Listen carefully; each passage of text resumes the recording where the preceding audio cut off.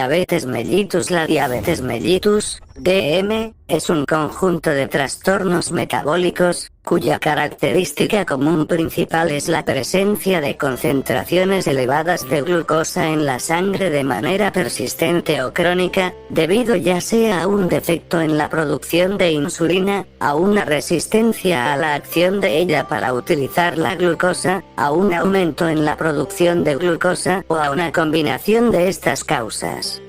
También se acompaña de anormalidades en el metabolismo de los lípidos, proteínas, sales minerales y electrolitos. La diabetes se asocia con la aparición de complicaciones en muchos sistemas orgánicos, siendo los más evidentes la pérdida de la visión, retinopatía diabética, que puede llegar a la ceguera, el compromiso de los riñones, nefropatía diabética, con deterioro funcional progresivo, requiriendo diálisis y trasplante, el compromiso de vasos sanguíneos que pueden significar la pérdida de extremidades inferiores, amputaciones, véase vasculopatía diabética, el compromiso del corazón con enfermedad coronaria e infarto agudo de miocardio, el compromiso cerebral y de la irrigación intestinal. Sin embargo, las complicaciones más prevalentes afectan al sistema nervioso periférico y autónomo. Todo esto significa una carga muy pesada para el paciente que la padece y para todo el sistema de salud pública. Los síntomas principales de la diabetes mellitus son la emisión excesiva de orina, poliuria, el aumento anormal de la necesidad de comer, polifagia, el incremento de la sed, polidipsia, y la pérdida de peso sin razón aparente.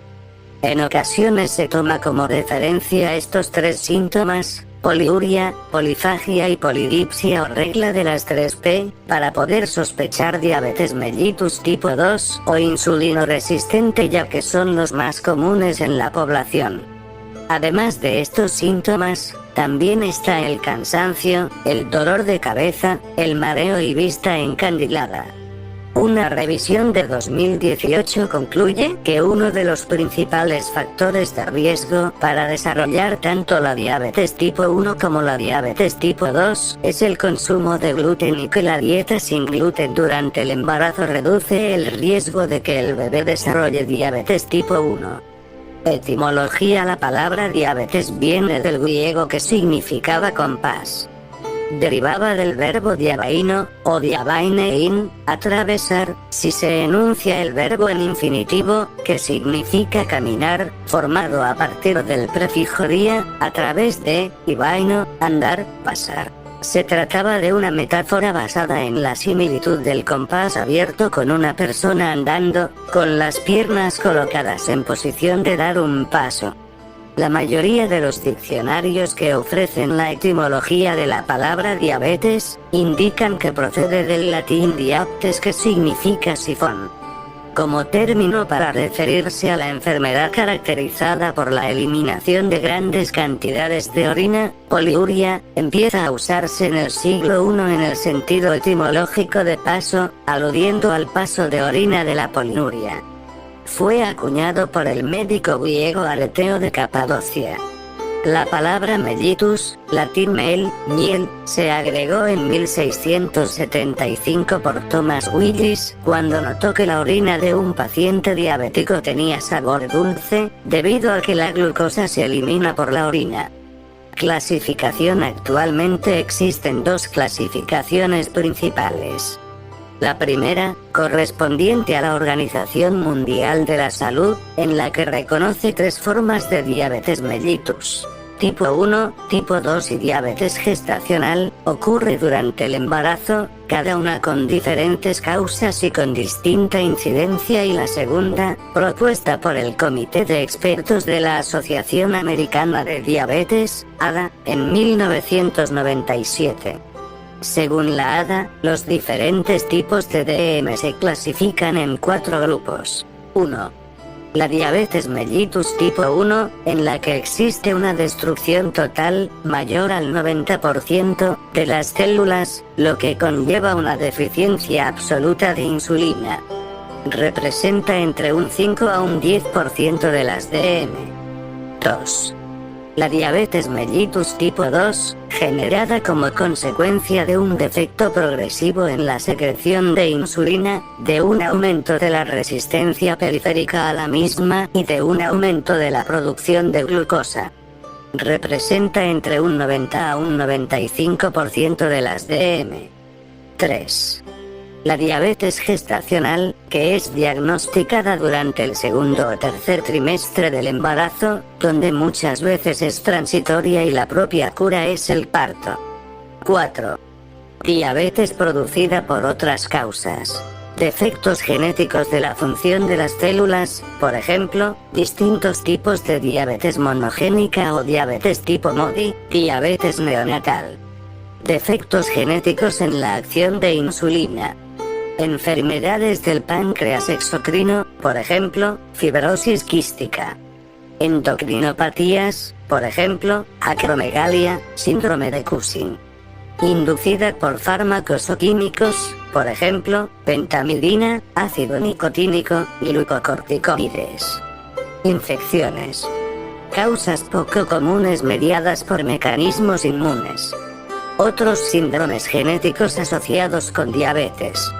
Diabetes mellitus tipo 1. La diabetes mellitus tipo 1 o DM1 corresponde a la llamada antiguamente diabetes insulino dependiente o tipo I, DMID, diabetes de comienzo juvenil o diabetes infanto-juvenil.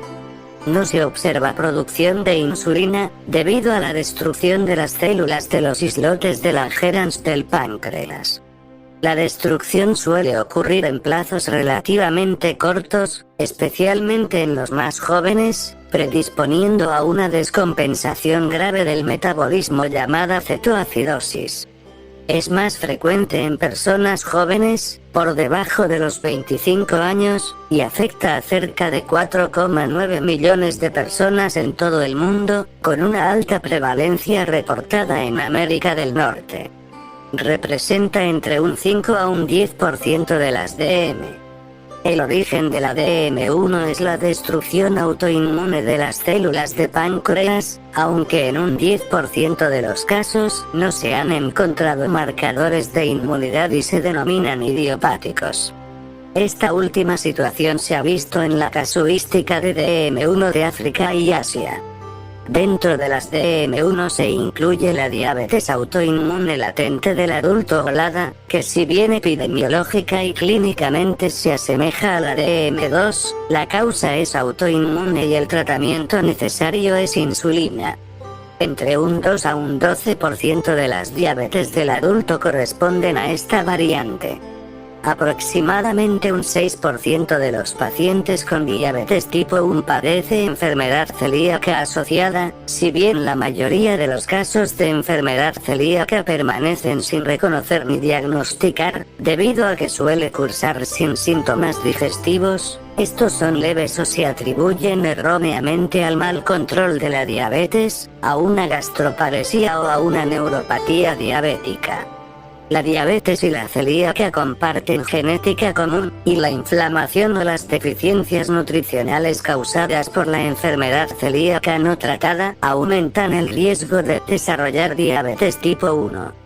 Las personas con que presentan ambas enfermedades asociadas tienen peor control de los niveles de glicemia y un aumento del riesgo de complicaciones, como los daños en la retina y en el riñón, y la mortalidad. La dieta sin gluten, cuando se realiza estrictamente, mejora los síntomas de la diabetes y tiene un efecto protector contra el desarrollo de complicaciones a largo plazo. Diabetes mellitus tipo 2. La diabetes mellitus tipo 2 o DM2 representa entre un 90 a un 95% de las diabetes. Se caracteriza por una resistencia a la insulina y, al menos inicialmente, en una deficiencia relativa en la secreción de insulina, cuya cantidad, si bien elevada en comparación con una persona normal, es insuficiente en relación con los niveles elevados de glucemia. A medida que la enfermedad avanza, el páncreas puede llegar a producir menos insulina y fallar las células beta. A diferencia de la DM1, no hay un componente autoinmune presente, si bien se mantiene un ambiente inflamatorio a nivel del tejido adiposo. Se presenta principalmente en mayores de 40 años, aunque ya cada vez generaciones más jóvenes la presentan, la mayoría de los cuales presenta obesidad abdominal como parte del patrón de exceso de depósito de grasa que presentan las personas con resistencia insulínica. Se acompaña frecuentemente de otras anormalidades como hipertensión arterial, dislipidemia, disfunción del endotelio vascular y elevación del PAI-1. Este conjunto de anormalidades se ha denominado síndrome de resistencia a la insulina o síndrome metabólico. El diagnóstico suele hacerse transcurridos varios años desde el inicio de la enfermedad, ya que la hiperglicemia se desarrolla gradualmente y en su periodo inicial no produce síntomas notables.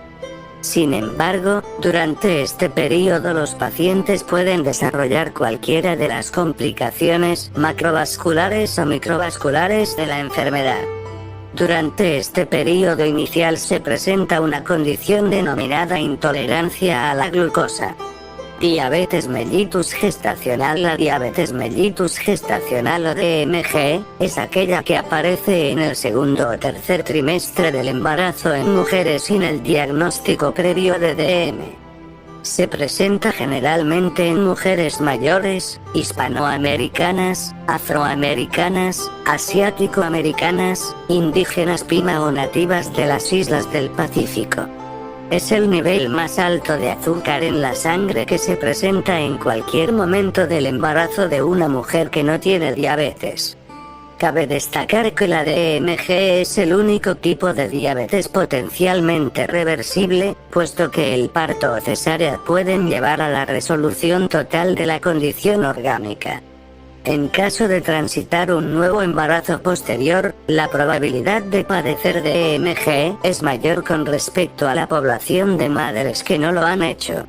La DMG representa riesgos para la madre y el recién nacido, siendo el aumento de la glicemia entre las 24 y 28 semanas del embarazo un indicador de mayor probabilidad de complicaciones. Durante el embarazo se producen grandes cambios en el metabolismo, puesto que el feto utiliza la energía de la madre para alimentarse, oxígeno, entre otros.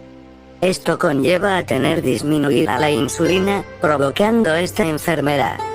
Cabe mencionar que se tiene mayor riesgo de padecer este tipo de diabetes si se tiene más de 25 años al quedar embarazada, antecedentes familiares de diabetes, hipertensión arterial, demasiado líquido amniótico, se ha tenido un aborto espontáneo o mortinato de manera inexplicable, sobrepeso antes del embarazo, o aumentó excesivamente de peso durante su embarazo. Otros tipos de diabetes mellitus. Otros tipos de diabetes mellitus menores, 6% de todos los casos diagnosticados. Tipo 3A, 3B, 3C, 3D, 3E, 3F, 3G. Historia. La diabetes se reconoció por primera vez alrededor del 1500 a.C. por los antiguos egipcios, quienes observaron a personas que orinaban mucho y perdían peso. En el papiro de Ebers descubierto en Egipto se describen los síntomas y el tratamiento que se les proporcionaba. Una dieta de 4 días que incluía decocción de huesos, trigo, granos, arena, plomo verde y tierra, o bien, agua de charco de pájaro, bayas de saúco, leche fresca, cerveza, flores de pepino, y dátiles verdes. Fue Areteo de Capadocia, médico griego, quien, entre los años 80 y 138, le dio a esta afección el nombre de diabetes, que significa en griego correr a través, refiriéndose al signo más llamativo que es la eliminación exagerada de agua, que atribuyó a una falla en los riñones, expresando que el agua entraba y salía del organismo del diabético sin fijarse en él. Creía que el origen de la enfermedad, fría y húmeda, radicaba en una fusión entre la carne y los músculos que se transformaba en orina. En el siglo II Galeno también se refirió a la diabetes, denominándola diarrea urinosa y dipsacos, haciendo referencia a sus síntomas cardinales: la poliuria y la polidipsia. La asociación entre la poliuria y el sabor dulce en la orina está reportado en la literatura sánscrita de los siglos I y VI, por parte de dos médicos indios, Susruta y Charaka. La orina de los pacientes poliúricos se describe dulce como la miel, pegajosa al tacto y fuertemente atrayente para las hormigas. La enfermedad se denominó Madhumea, enfermedad de la orina dulce.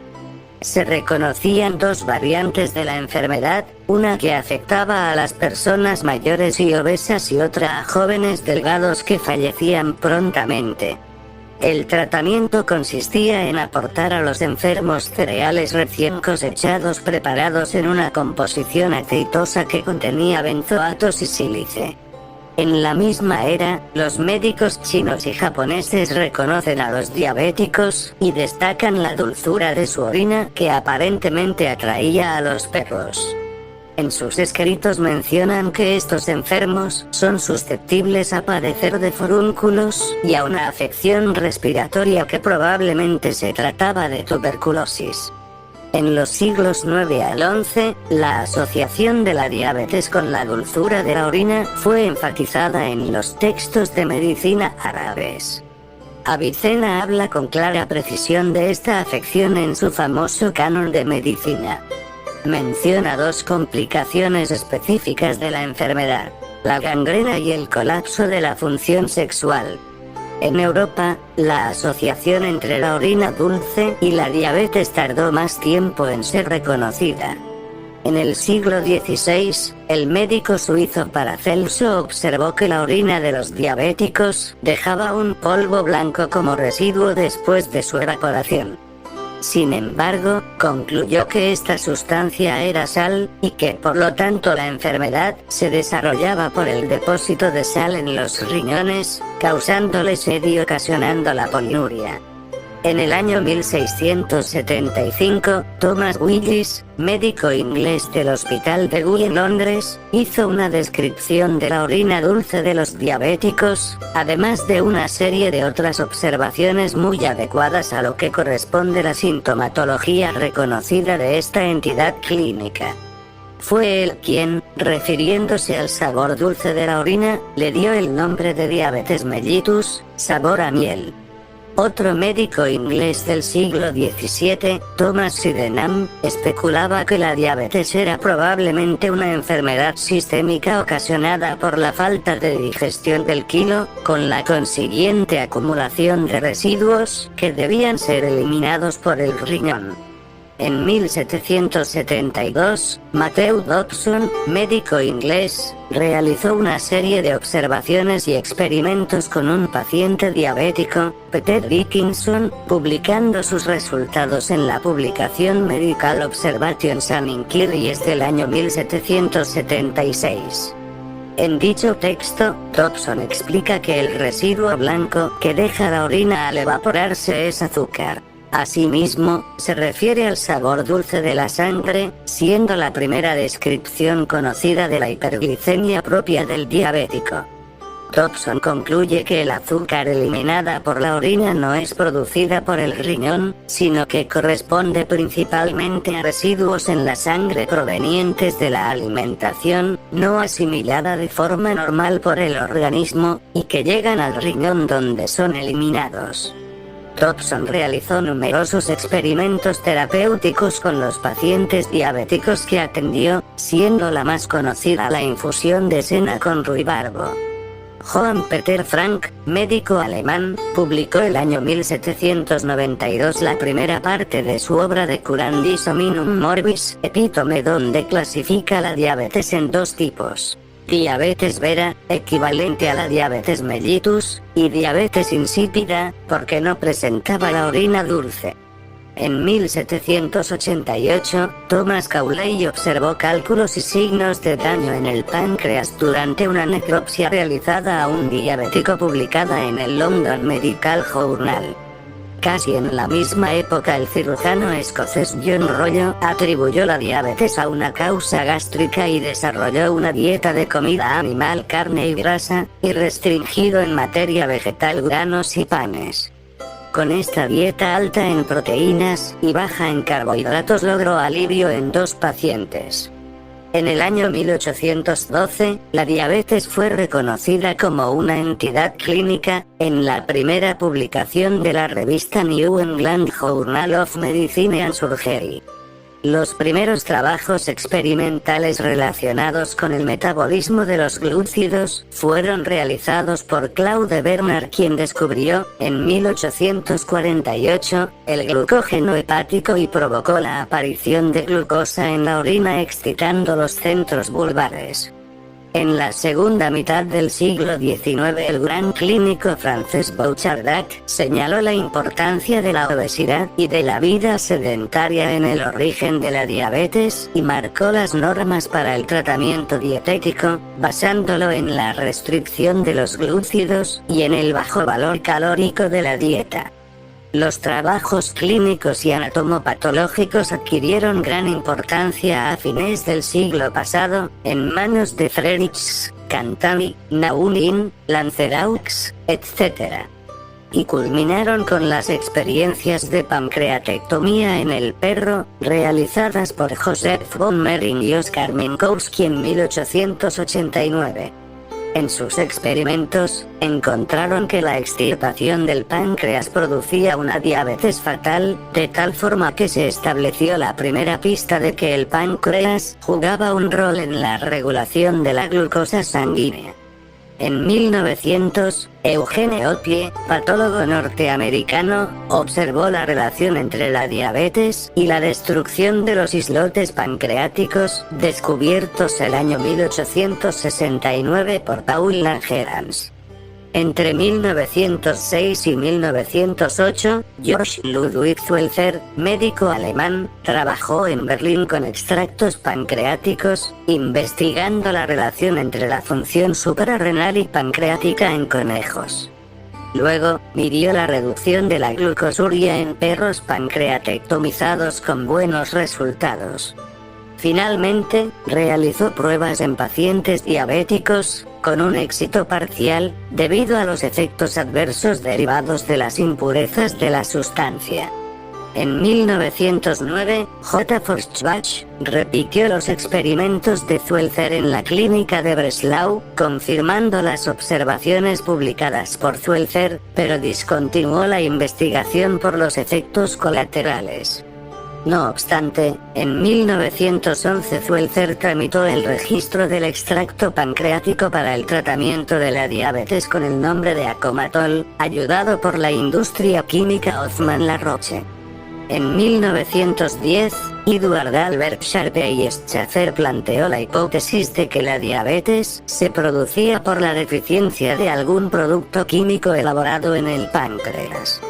Llamó a esta sustancia insulina, del latín insula, refiriéndose a los islotes pancreáticos o de Langerhans. En 1911, Ernest Lyman Scott, para obtener su maestría en la Universidad de Chicago, experimentaba con perros a los que les extraía el páncreas, intentando obtener extracto de dichos órganos.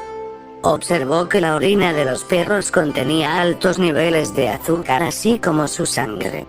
La inyección de extractos de páncreas en base acuosa, en alcohol no funcionaba, resultaba en una disminución de los niveles de azúcar en la sangre y en el volumen de orina. En 1916, Hosling propuso el tratamiento de la diabetes con dieta y ejercicio. En 1921, los médicos canadienses Frederick Banting y Charles Bess consiguieron aislar la insulina y demostrar su efecto sobre la glucemia, revirtiendo la diabetes en perros a los que se les había extirpado el páncreas. Junto con James Collip y John MacLeod, purificaron la insulina de páncreas bovinos y fueron los primeros en usarla en Leonard Thompson, un paciente diabético que tuvo excelente respuesta al segundo intento, después de una mejora en el proceso de purificación del extracto pancreático. Rápidamente la producción de insulina y la terapia con ella se extendió universalmente, trayendo un inmenso beneficio para los diabéticos en el mundo. Estos descubrimientos le permitieron obtener el Premio Nobel de Medicina el año 1923 a Banting y MacLeod, quienes lo compartieron con Bessy Collins respectivamente. Sin embargo, hubo reclamaciones por parte de George Ludwig Schweitzer, Ernest Lyman Scott, John Raymond Murlin, y el rumano Nicolae Constantin Paulescu, todos los cuales se atribuían la primacía en el descubrimiento. En 1936, Harold Ainsworth propuso que varios pacientes diabéticos presentaban resistencia a la insulina en vez de deficiencia de ella. El año 1958 se descubre el primer fármaco para tratar la diabetes vía oral, la sulfonilurea, por Jambon y Colleague. En 1959, Sterne confirma que la metformina disminuye el azúcar en la sangre. El año 1979, el National Diabetes Data Group, NDRG, publicó en la revista Diabetes un artículo titulado Clasificación y diagnóstico de la diabetes mellitus y otras categorías de la intolerancia a la glucosa, en el que acuñaba el concepto de diabetes mellitus insulino dependiente, DMID, o diabetes tipo 1 y diabetes mellitus no insulino dependiente, DMID, o diabetes tipo 2. Separadamente se dejaron los conceptos de diabetes gestacional, la intolerancia a la glucosa y un último grupo denominado otros tipos de diabetes. Esta clasificación fue acogida y adaptada por la Organización Mundial de la Salud en 1980. En 1985, la OMS decidió retirar los apelativos tipo 1 y tipo 2, y mantener los MID y NID, además de añadir la diabetes relacionada con la malnutrición. Esta clasificación fue aceptada internacionalmente. En 1997, después de 2 años de revisión entre expertos de la OMS y la Asociación Americana de Diabetes, ADA, se dio a conocer una nueva clasificación: DM tipo 1, DM tipo 2, diabetes gestacional y otros tipos específicos. Epidemiología. En el año 2000 se estimó que alrededor de 171 millones de personas en el mundo eran diabéticas y que llegarán a 370 millones en 2030. Este padecimiento causa diversas complicaciones y daña frecuentemente a los ojos, riñones, nervios y vasos sanguíneos. Sus complicaciones agudas: hipoglucemia, cetoacidosis, coma hiperosmolar no cetósico, son consecuencia de un control inadecuado de la enfermedad, mientras sus complicaciones crónicas, cardiovasculares, nefropatías, retinopatías, neuropatías y daños microvasculares, son consecuencia del progreso de la enfermedad. El Día Mundial de la Diabetes se conmemora el 14 de noviembre. Según datos de la OMS, es una de las 10 principales causas de muerte en el mundo. Entre los riesgos mayores y más frecuentes que provoca la diabetes está la conducción. El tratamiento con insulina o antibióticos orales pueden tener repercusiones en el sistema nervioso que derivarían en complicaciones microvasculares, generando problemas de visión como cataratas o glaucoma. Pero sobre todo son las bajadas del nivel de azúcar o la hipoglucemia la que puede provocar mareos, desubicación, falta de concentración y descoordinación, y pérdida de conciencia. Por lo que existe un mayor riesgo entre los automovilistas diabéticos a tener un accidente. En 2014, la Dirección General de Tráfico de España, DGT, publicó un estudio en el que se comparó el riesgo de accidentes de la población diabética respecto a la población general, y este riesgo